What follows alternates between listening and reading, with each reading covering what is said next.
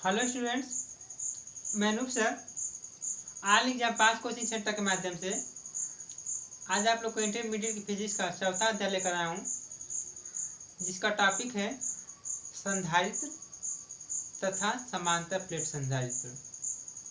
इसमें हम लोग संधारित्र के बारे में जानेंगे, समांतर प्लेट संधारित्र के बारे में जानेंगे और के पराबद्धांक वाले माध्यम में यदि समांतर प्लेट संधारित हो तो उसके लिए हम लोग बद्धारिता का व्यंजक भी प्राप्त करेंगे। तो सबसे पहले आज का टॉपिक है हम लोग का संधारित्र।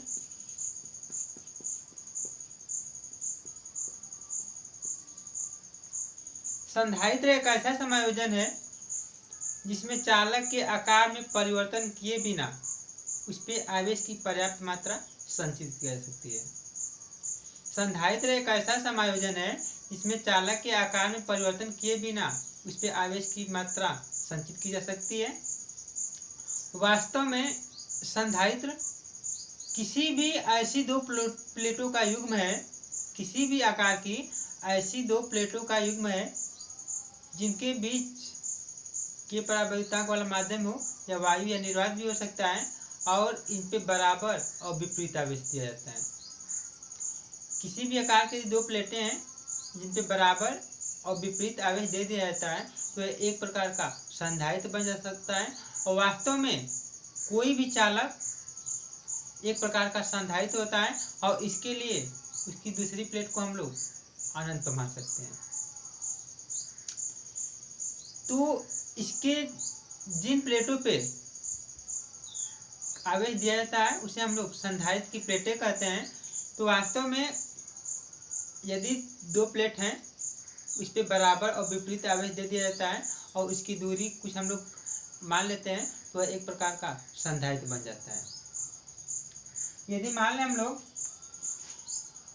कि कोई दो प्लेटें हैं जिन पे बराबर और विपरीत आवेश दे दिया जाता है और एक प्लस की आवेश है, यहाँ पे एक माइनस की आवेश है और इनके बीच का विभवांतर भी हो, तब C बराबर हो जाता है हम लोग का Q/V, जहाँ C इस समांतर प्लेट संधारित्र की धारिता है, Q इन दोनों आवेशों में से किसी एक आवेश की मात्रा है और V इन प्लेटों के बीच का विभवांतर है। अब यहाँ से हम लोग संधारित्र की धारिता ज्ञात कर सकते हैं। अतः किसी संधारित्र की धारिता दोनों प्लेटों में से किसी एक प्लेट को दिए गए आवेश तथा इनके बीच के विभवांतर का अनुपात होता है।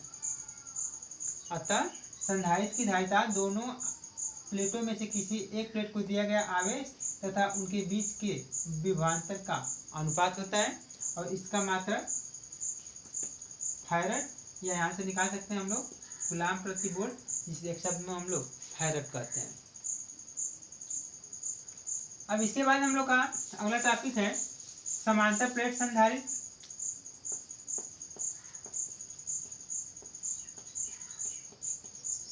समांतर प्लेट संधारित्र।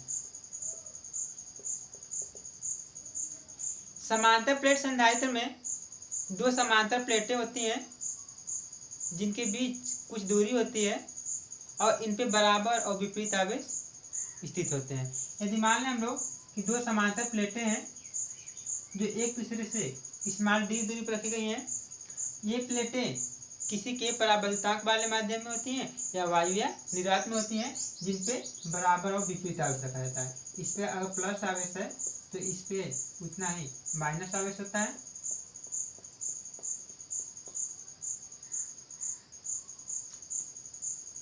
तो इस प्रकार हम लोग एक प्रकार का समांतर प्लेट संधारित्र हो गया। अब इस समांतर प्लेट संधारित्र के कारण वैद्युत धारिता का व्यंजक प्राप्त करेंगे। समांतर प्लेट संधारित्र की धारिता का व्यंजक।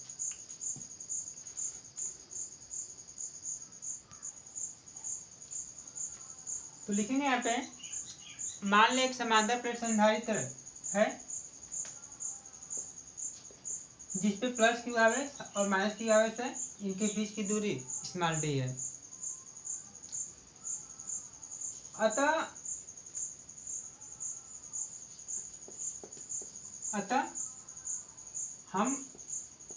हमें पता है कि, या चूंकि हम जानते हैं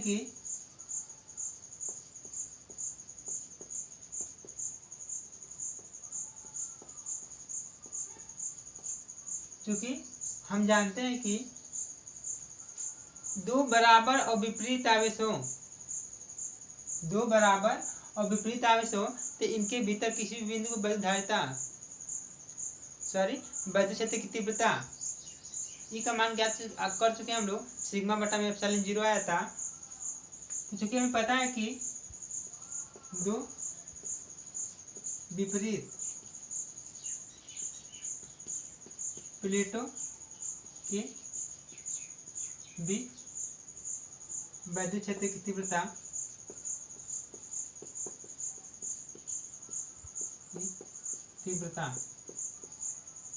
ई बार प्राप्त कर चुके हैं, सिग्मा बटा में एप्सिलॉन 0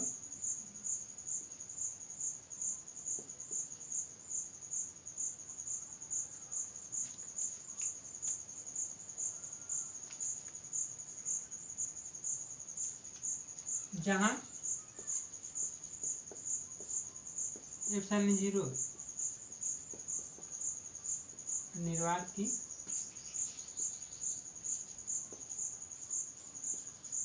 विद्युतशीलता है, जहाँ एप्सिलॉन 0 निर्वात की विद्युतशीलता है। यदि इन प्लेटों के बीच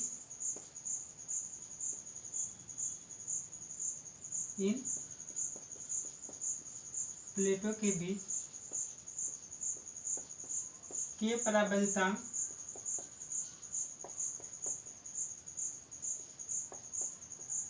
वाला माध्यम हो,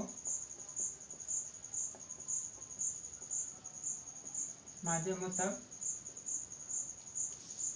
यदि मान लें हम लोग कि वायु निर्वात के स्थान पे के परावैद्युतांक हो, तब ई बराबर हो जाएगा सिग्मा बटा में एप्सिलॉन 0 के।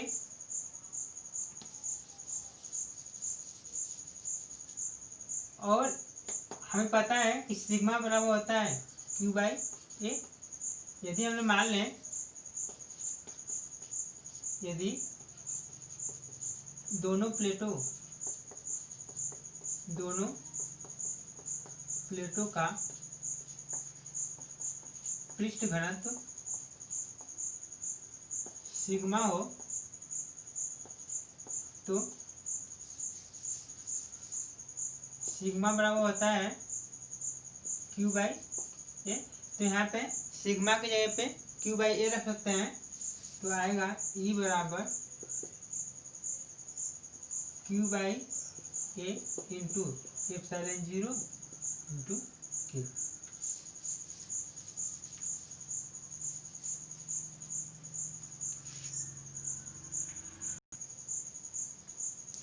अब यदि हम लोग मान लें कि ये जो समांतर प्लेट संधारित्र है,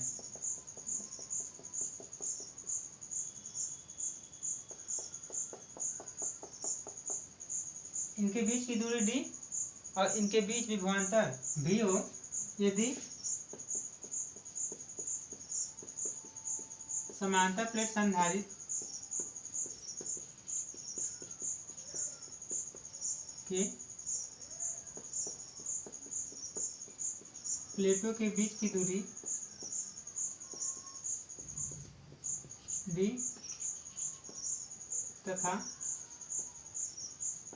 विभवांतर v हो, तब वैद्युत क्षेत्र की तीव्रता E बराबर होता है v बाई डी। अब यहाँ से हम लोग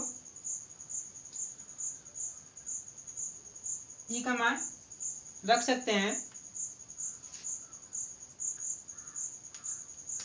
v का मान निकालने पहले तो v बराबर हो जाएगा यहाँ पे ई डी। अब यहाँ से E का मान रखने पे समीकरण नंबर 1 मान लें, समीकरण 1 से ई का मान रखने पर तो v बराबर हो जाएगा, ई का मान निकाले हैं q into Q by A into epsilon 0 के, यहाँ पे दूरी है d।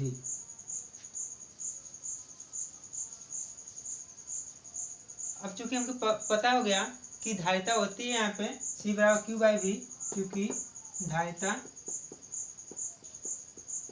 c बराबर क्यू बाई वी, तो v का मान रखे क्या यहाँ पे, तो c बराबर हो जाएगा q इंटू v का मान क्यू डी बटा में a इंटू एप्सिलॉन 0 के, तब c बराबर आ जाएगा q से q करे यहाँ पे एप्सिलॉन 0 a के बटा में d।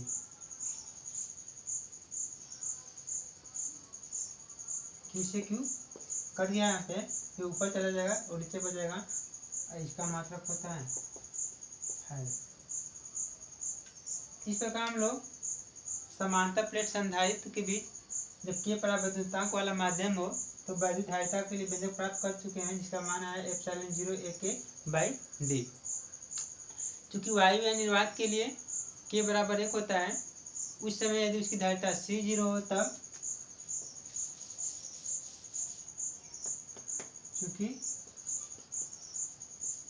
वायु या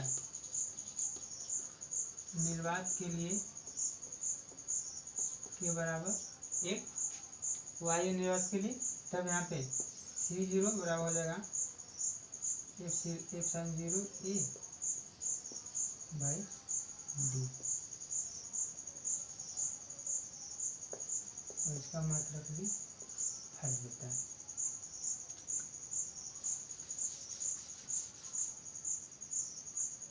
इसको समीकरण नंबर 2 मान लें, या इसको समीकरण नंबर 2 मान लें, या इसको हम लोग 3 मान लें, तब समीकरण 2 भागा 3 कर दें, तो c बटा में C0 बराबर एप्सिलॉन 0 a के बाई डी बटा में epsilon 0 a by D, D से डी कट जाएगा, एप्सिलॉन 0 a से एप्सिलॉन 0 कट जाएगा, तब c बटा में C0 बराबर आ जाएगा के, या c बराबर C0 इंटू।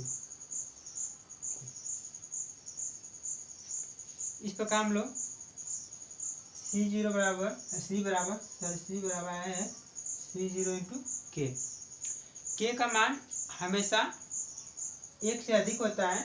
इससे स्पष्ट होता है कि यदि वायु या निर्वात के स्थान पे के परावर्तनतांक वाला माध्यम हो तो संधारित्र की धारिता के गुना बढ़ जाती है। चूंकि वायु या निर्वात के स्थान पे यदि के परावर्तनतांक वाला माध्यम हो तो संधारित्र की धारिता के गुना बढ़ जाती है। अब यहाँ से हम लोग